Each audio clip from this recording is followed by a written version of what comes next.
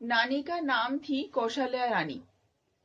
वो माता काली की भी बहुत भक्त थी। नानी और उनके परिवार पहले कालीघाट में रहते थे।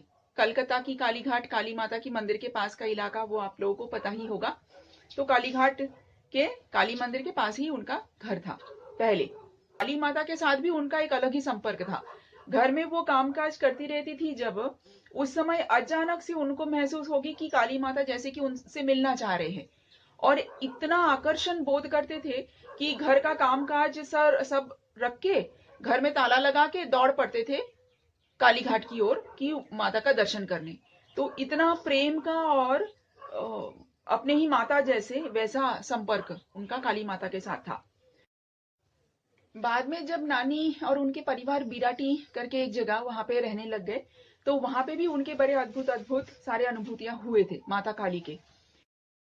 एक बार जब वो सोए हुए थे, उस समय माता उनके सपने में आए और एक खीर लेके आए और उनको कहा, ले ये खा करके उनको अपने हाथों से माता खिलाने लगी। तो नानी मुझे बाद में कहती थी कि वो भी एक प्रकार का दीक्षा था, सपना था, पर असल में वो शक्ति संचारित किया है, और वो दीक्षा ही था, माता का ही दीक्षा था वो एक प्रकार का। बाद में रामकृष्ण मिशन के गंभीरानंद जी महाराज जी प्रेसिडेंट थे जो, उनसे उन्होंने दीक्षा लिया था। वो भी कई सालों पहले की बात है। खैर, माता काली का और एक भी अद्भुत अनुभूति है उनका। एक बार वो सपने में फिर से देख रहे हैं कि वो कहीं खड़ी है और बीच में एक ग्राउंड जैसा है, मैदान है, और उसके पार दूर में माता काली खड़ी है, और माता काली उनसे बुला के कह रही है, आओ मेरे पास आओ, मेरे पास आओ करके। पर वो नानी देख रही है कि वो बीच का जो मैदान है, वो मैदान में सांप, भर भर के सांप है, मतलब सांपों से पूरा भरा हुआ जगह है। और नानी सपने में ही इतनी डरने लगी कि वो माता तक पहुंचने की साहस नहीं कर पाई। तो उस समय उनकी डर से ही उनकी सपना भी टूट गया।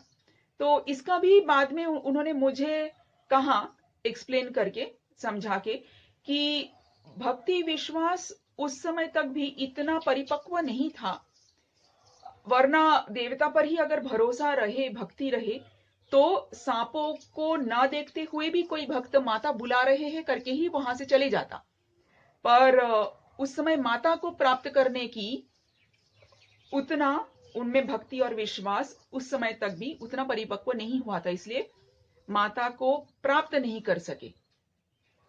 तो वो एक सपना था, पर माता की कृपा उन पर हमेशा ही बनाई था, और हमेशा ही वो याद करते थे। हमारे घर में भी जब आते थे, काली कीर्तन अगर गाना बजाते थे अगर हम लोग उनके पास, क्योंकि उनको पसंद था, तो हम कैसेट प्लेयर में काली माता काली के भजन लगा देते थे। तो वो अकेले सुनते सुनते आंसू बहाते रहते थे। तो इतना भक्ति भाव थी उनमें, और माता का भी इतनी भक्त थी। प्रेम से बोलो जय माता की।